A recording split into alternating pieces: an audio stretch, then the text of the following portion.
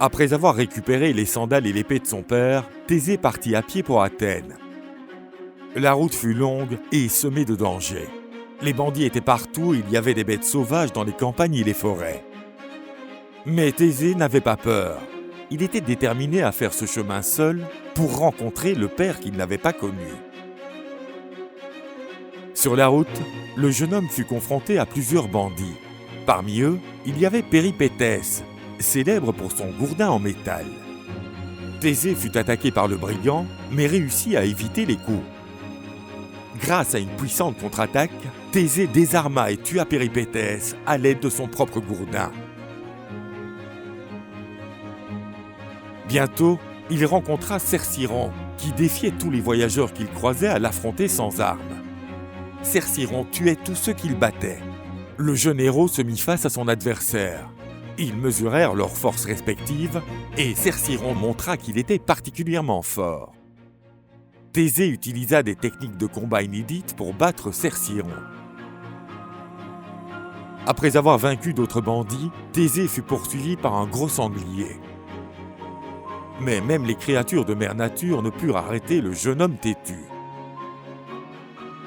Après avoir évincé l'animal, le héros rencontra Procruste, l'homme le plus craint de la région.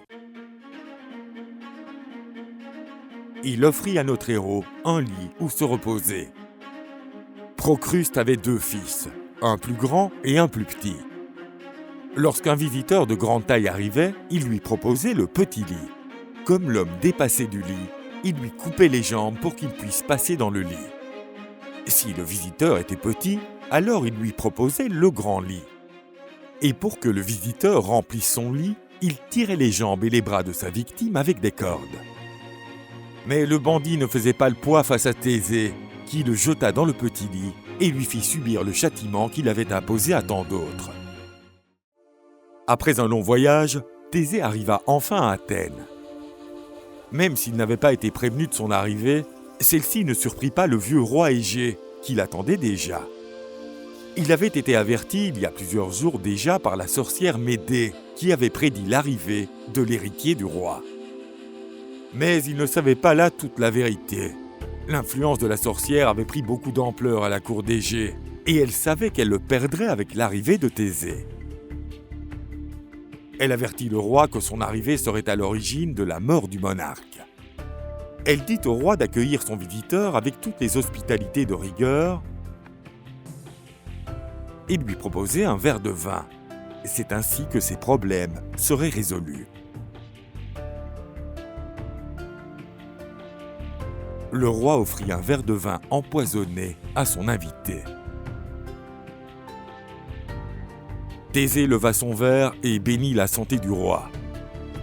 Mais lorsqu'il leva son bras, le roi vit que Thésée portait son épée et il le reconnut immédiatement.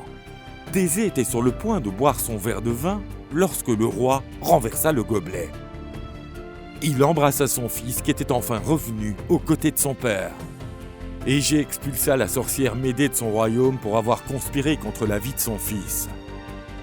Le roi présenta Thésée au peuple d'Athènes et le reconnut comme prince de l'Attique et héritier de la couronne d'Athènes.